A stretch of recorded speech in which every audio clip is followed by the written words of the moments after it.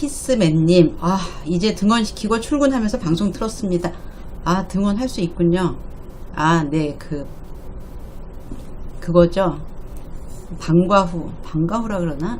어쨌든, 이제 일하시는 분들 봐주는 거.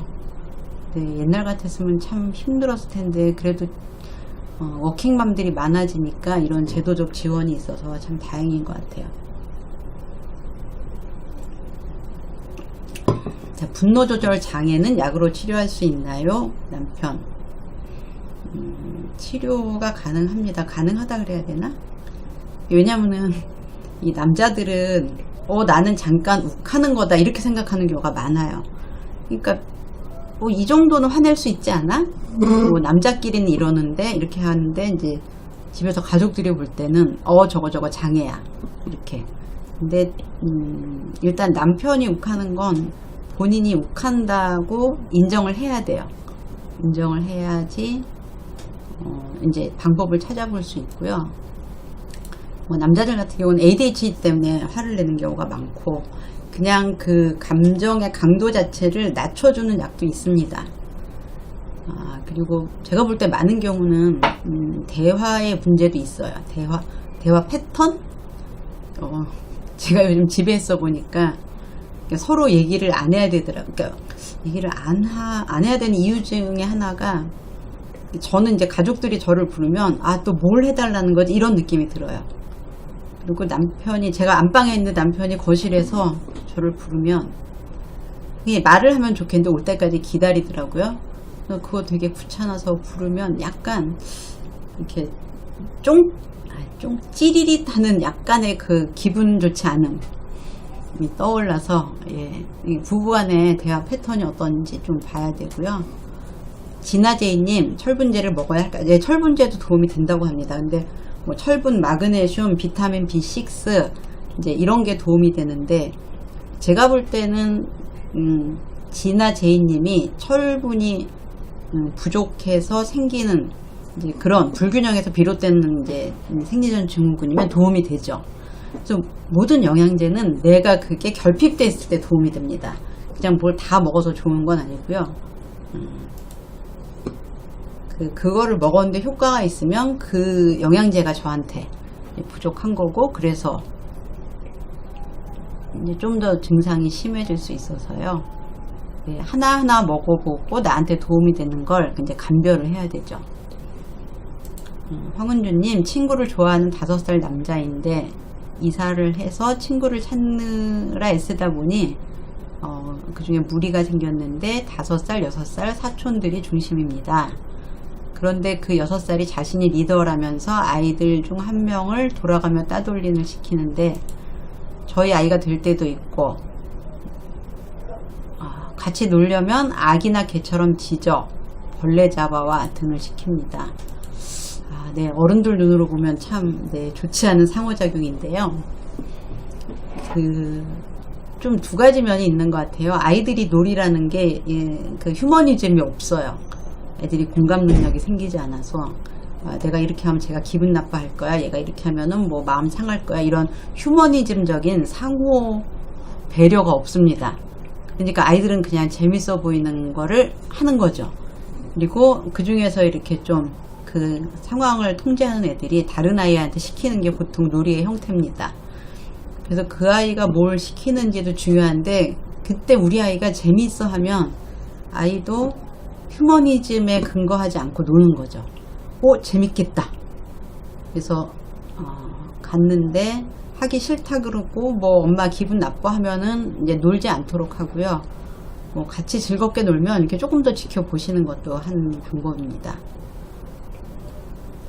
그래서 어른의 눈으로 말고 아이 눈으로 봤는데 아이가 재밌어 해. 그러면 좀 놀리면서 근데 이제 뭐 따돌림을 당하는 건 좋아하진 않겠죠. 그래서 사실 그런 문제는 우리 아이가 대응을 못하는 문제가 아니라 그 아이가 그렇게 놀이를 끌어가는 게 문제인데 또 이제 아이들 또래에는 이제 이렇게 반인본주의적인 놀이가 있을 수도 있으니까 아이들 나이와 이제 감정 이런 것들을 보시면 됩니다. 이윤실님, 6살 남자아이와 2살 동생이 2달 동안 집에만 있는데 가끔 친구들 만나게 해줘야 하는지 하는 생각이 드는데, 네, 친구와의 소통이 오랫동안 없어도 되나 싶어서요. 이 친구를 만나서 자극을 받는 건 지금 이 나이대에 굉장히 뇌가 활성화되어 있습니다. 그래서 이렇게 짧은 만남에도 어마어마하게 뇌 발달이 이루어지기 때문에, 이제 기간이 짧은 거는 사실 우리가 뭐 한 3년 아니 한 1년 정도 직장에 그만뒀다가 다시 직장에 간다고 감이 떨어지진 않잖아요. 그래서 네, 뭐 제 생각엔 크게 문제될 것 같지는 않고요. 그냥 저는 이제 이 시기가 뭐 아이들이 유치원이나 학교를 못 가는 상황은 이렇게 일단 내년에 어느 시기인가는 끝날 거라서 크게 걱정 안 하셔도 될 것 같습니다. 네, 초1짜리 줌 수업이 시작이어서 준비시켜주. 예, 준비 쉽지 않으시죠? 쉽지 않지만 네, 그냥 학교가 참 고맙다는 생각을 합니다. 저도 대학이 참 고마운 것 같아요. 하루 세 끼를 애들이 계속 집에서 밥을 먹으니까 계속 이제 배달이 오고, 밥을 안 하면 편한 것 같은데 그 배달한 음식을 이렇게 뜯어서 먹고 쓰레기 처리하고 뭐 이런, 네, 피곤하더라고요. 피곤하죠. 사는 게 피곤하지 않기를 바라는 게 뭐 나쁜 건 아니지만, 네, 루이맘님 9살 남자아이인데 좋은 말로 이야기할 때는 듣지 않습니다. 3번 정도 기회를 주지만 꼭 화를 내야만 지시사항을 듣습니다. 어떻게 해야 화내기 전에 아이가 말을 들을 수 있게 할 수 있을까요? 이제 아이 입장에서는 엄마가 화를 내야 듣는 건, 이렇게 화를 내면서 뭐랄까 이렇게 하던 걸 못하게 하니까 이렇게 화를 내야 듣는 게 아니라, 예를 들면 내가 게임을 하고 있는데 좋게 말할 때는 게임을 끊지 않고 화를 내면서 이렇게 게임을 끊으면, 어쨌든 게임을 끊을 것 같으면, 아니면 내가 일어나도록 해야, 그러니까 행동으로 옮기기 직전에 듣는 거거든요. 그래서 좋게 말한다는 건 네, 행동으로 옮기지 않을 것 같을 때입니다. 다시 말씀드리면 너 학습지 하자, 학습지 해, 이렇게 할 때는 엄마가 계속 기다려주는 거거든요. 근데 학습지 하자고 하고 학습지를 들어다가 딱 놓고 하는 거를 치우면 애들은 요 행동 직전에 반응한다는 거죠. 왜냐면 더 이상 이제 안 되는구나 아니까. 그래서 좋은 말로 학습지 하자 하고 갔다가 놓고 하던 거를 치우시면 네, 그때 듣습니다.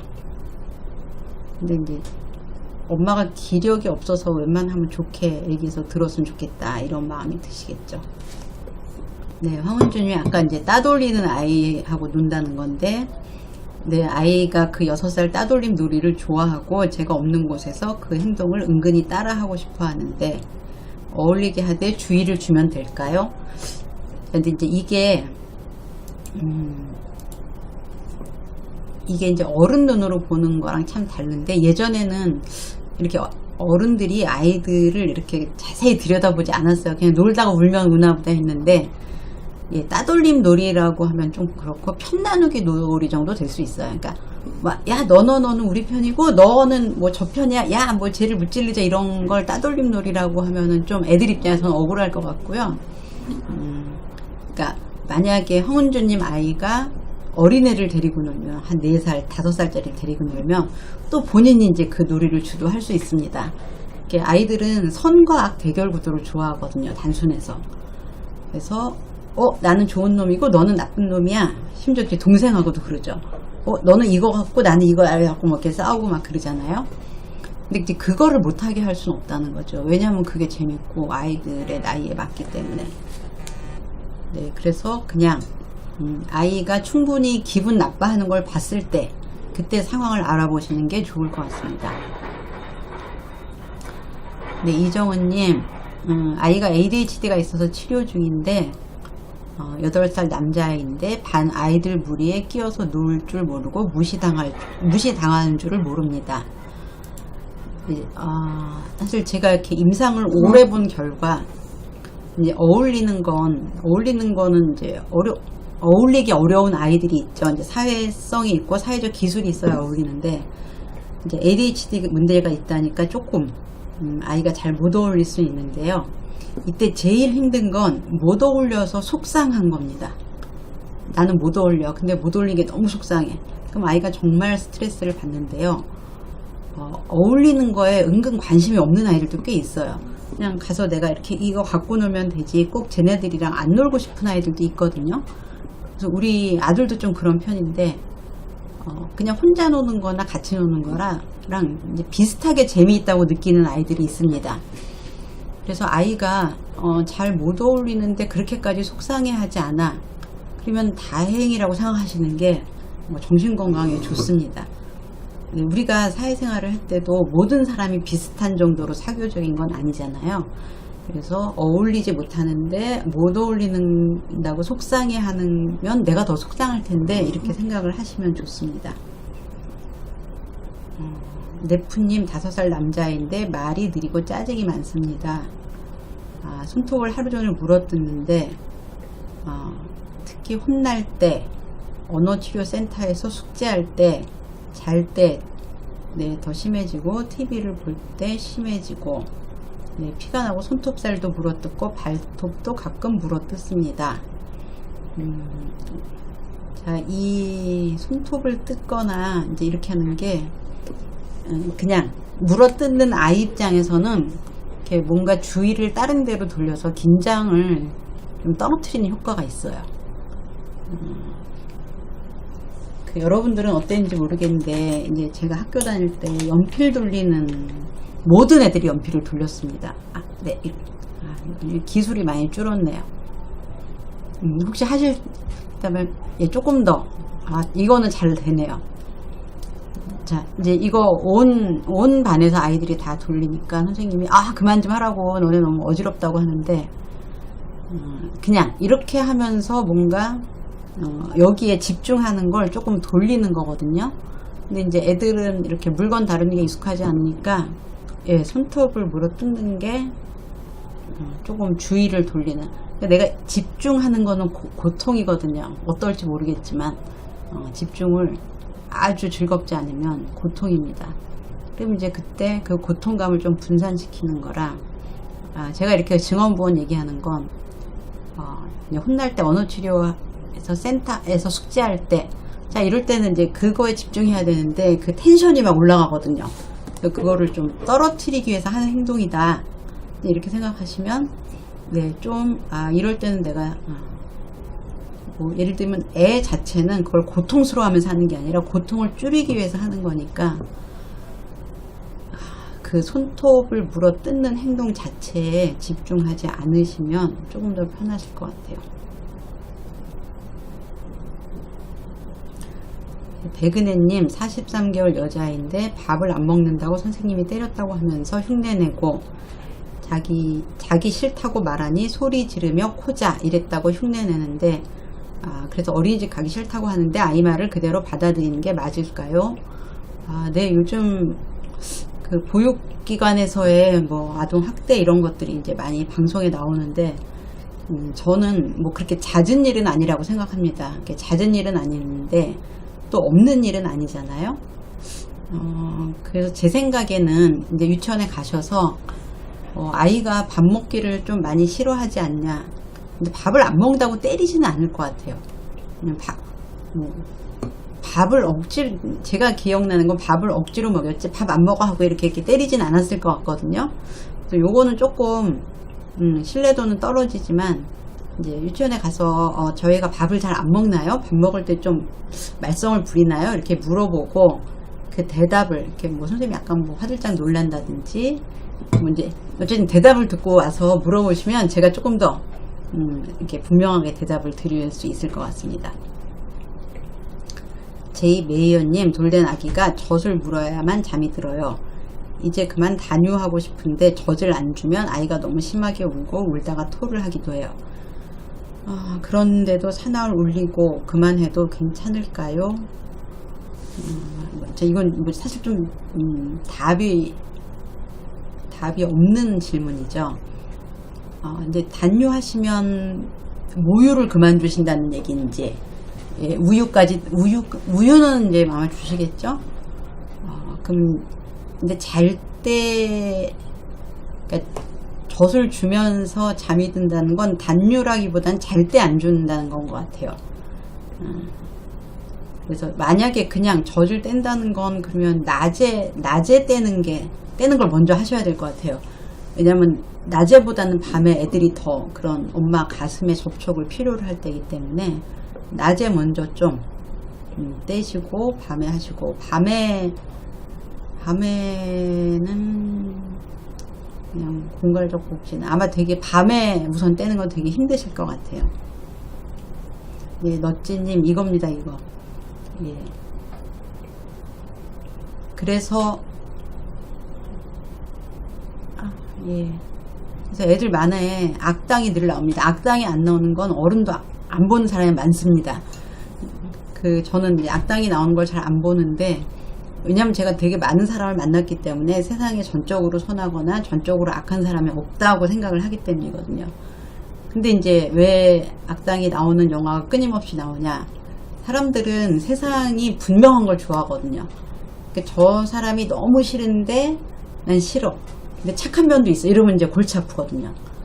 이 사람이 좋은데 단점도 있어. 그럼 그것도 골치 아프거든요.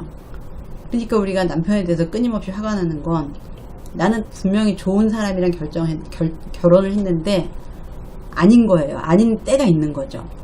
그러면 이제 나의 그 모든 기대와 나의 결단에 대한 확신과 뭐 세상살이의 힘듦이 이제 이 사람한테 다 투사가 될 수 있죠. 키스네님, 네, 긴급보육이군요. 방과후는 아니고. 네, 질문 못 드린 게 생각이 났는데, 23개월 아가가 응가를 할 때 꼭 쭈그리고 앉아서 손을 잡고 싸요.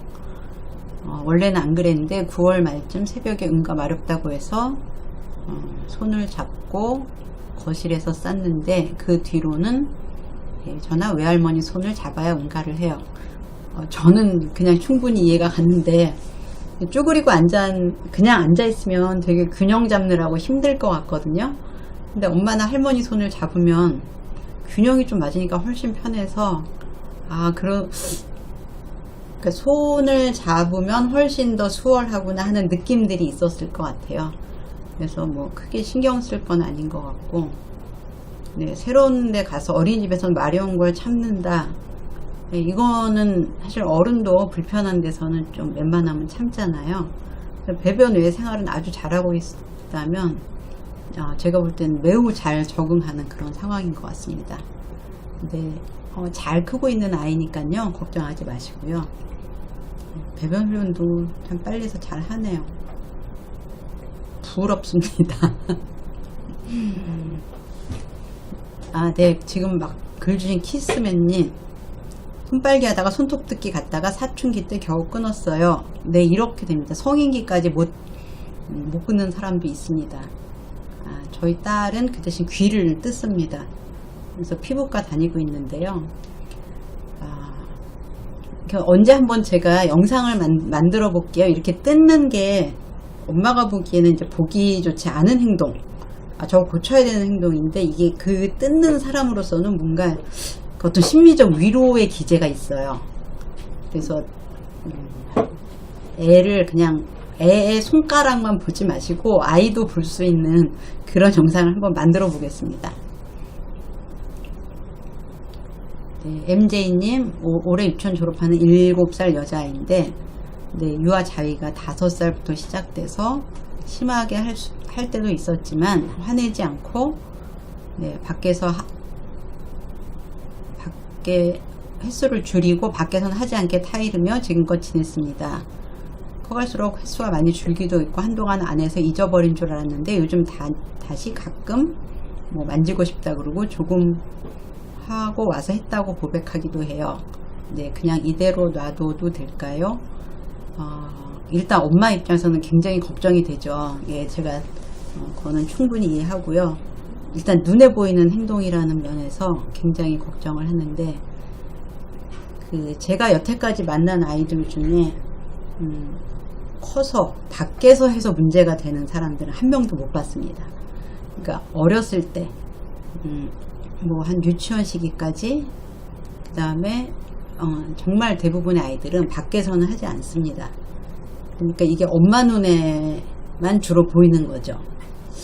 그래서 이제 많이 줄었다니까 네, 좀 그대로 놔두면 또 약간씩 하다가 줄다가 뭐 이제 이러지 않을까 싶고요.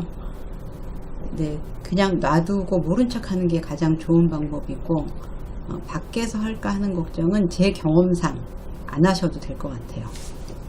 네, 자다가 무심결에 하는 거는 네, 그냥 무심결까지 감시할 수는 없고, 네, 밤에 그냥 가급적 모른 척 하는 게 제일 좋습니다. 이윤실님, 6살 아이가 훈육할 때 엄마 아빠는 하면서 왜 나는 못하게 해? 라는 말을 해요. 예를 들어 엄마 아빠는 사면서 왜 나는 못사게 해? 엄마 아빠는 화내면서 왜 나는 못하게 해? 등등. 이렇게 사실 저는 이런 말 하면 그냥 못 들은 척 합니다. 그러니까 못 들은 척 하는 건 그건 네가 할 말이 아니야, 이런 느낌으로 못 들은 척 하거든요. 근데 그 설명해 주려고 하면 할수록 그 말을 많이 해요. 그래서 그냥 너는 엄마 아빠랑 달라, 이것도 너무 대답이 되는 것 같아서 저는 그런 말 하는 거 아니야, 이 정도. 그런 말 하는 거 아니야 하고 약간 무섭게 노려봅니다. 그러면은 애들이 눈치 보고 이런 말을 하면 안 되는구나 하는데, 설명을 하면 계속 뭐 자기가 논리로 이기면 된다고 생각을 해서 더 많이 하게 되는 것 같아요. 박연아님, 재택근무하면서 9세 6세 아이들 케어하기 너무 힘이 듭니다. 죽을 맛이겠죠. 네, 제 할 일 하기도 바쁜데 아이들 할 일을 하도록 챙기는 것이 너무 힘듭니다. 마냥 영상을 보게 할 수도 없고 계속 할 일을 주고 챙겨주기도 너무 힘듭니다. 자, 어떻게 지혜롭게 이 시간들을 보낼 수 있을까요? 저는 이 시간들에 대해서 지혜롭게 보내는 걸 내려놓으셔야 될 것 같아요. 그냥 지내는 거죠. 뭐 너무 우리하고 동떨어진 얘기일지 모르지만, 전쟁이 나면 학교에 못 갔다고 그러잖아요. 당시 전쟁이어서 대부분의 아이들은 학교에 갈 수 없었다 그러는데, 그냥 우리가 상황에 맞추는 거지 상황이 우리한테 맞추라고 할 수는 없고요. 네, 동영상을 좀 많이 봐야죠. 왜냐, 동영상을 볼 때만 엄마가 일을 할 수 있으니까. 엄마는 일을 꼭 하셔야 되잖아요. 왜냐하면 직장이니까. 근데 아이들은 네, 줌, 화상 그 정도 하면 나머지는 엄마 몫인데, 엄마가 그 시간에 일을 해야 되니까 애를 가장 잘 봐줄 수 있는 동영상한테 좀 맡기세요. 저는 그게 현실이라고 생각합니다. 네, 요즘 애들이 다 집에 있는데 저는 제 급여의 많은 부분을 배달 음식에 쓰고 있습니다. 평소보다 훨씬 더 생활비가 많이 드는데 뭐 어쩔 수 없어요. 그냥 어쩔 수 없는 겁니다. 어쩔 수 없구나.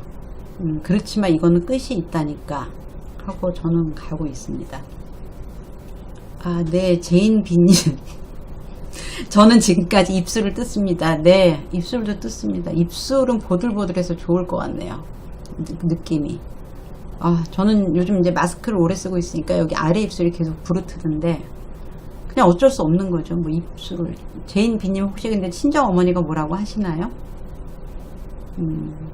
네, 안 그러시죠? 네, 수아님, 저는 학습 패드 드렸어요. 패드를 사셨다는 거죠? 네, 그냥 이렇게 많은 여러분들이 걱정하시는 영상 뭐 이런 것들이 저는 유해하다고 생각하진 않아요. 무익한 거죠. 근데 아이들이 무익한 시간은 보내도 되죠. 유해한 건 아닙니다. 이게 해로우려면 정말 긴 시간 동안 극단적으로 해야 되는데 그냥 무해한 거를 계속 하세요. 해롭지 않은 거. 네. 그래서 학교에 못 가는 아이들이 어떻게 다 생산적이고 지혜롭게 세상을 보내겠습니까? 그런 거는 그러니까 그냥 나를 깎아먹는 거다 이렇게 생각을 하시면, 네. 우리 그냥 건강하게 이 시기가 끝났을 때 뭐 우울증이 남아있다, 무슨 스트레스 관련 질환이 생겼다 이런 거 하지 않고 네, 보냈으면 합니다. 네, 오나경님, 9살 딸아이 피아노 치다가 피아노 책이 세워지지 않는다며 책 던지고 짜증내고 왜 그래 물었더니 중얼중얼 화내고, 쳐다보니까 뭘 봐, 나가줘, 조용히 해, 이렇게 말하고 표현하는 아이 어떻게 훈육해야 될까요? 저는 그냥 아이가 피아노 치는 게 싫은가 이런 생각이 듭니다. 피아노를 집에서 친다는 건 피아노 연습을 하는 것 같거든요. 피아노가 재밌어서 치는 애면 책이 떨어지면 책이 떨어졌네 할 텐데, 피아노 책을 딱 세웠는데 떨어지면 눈물이 나고 화가 나는 건 피아노가 치기 싫다는 걸로 들려서요. 예, 이럴 때에는 이제 서로 감정이 좀 괴로운 일들은 줄이는 게. 근데 이제 네, 일단 피아노 치는 걸 좋아하는지, 네, 그거를 다음 시간에 알려주시면, 네, 제가 좀 더 섬세한 답변 드리겠습니다. 저는 요즘 애들한테 뭐 전혀 딴 말 안 합니다. 그냥 그릇도 제가 치우고 청소도 제가 하고, 이렇게 설거지를 하는 그 에너지가 적게 들까, 얘네한테 설거지를 하라고 하는 게 나을까. 대부분 제가 하는 게 제일 덜 힘들더라고요. 그래서 이런 걸 내가 해주면서 이게 뭔가 훈육에 문제가 될까 생각을 해봤더니, 저희 애들이 다 1년 이상씩 해외에서 혼자 다 생활했기 때문에 집 밖을 내보내기만 하면 다 혼자 하겠더라고요. 그래서 이제 정말 슬펐습니다. 엄마는 평생 만만이구나.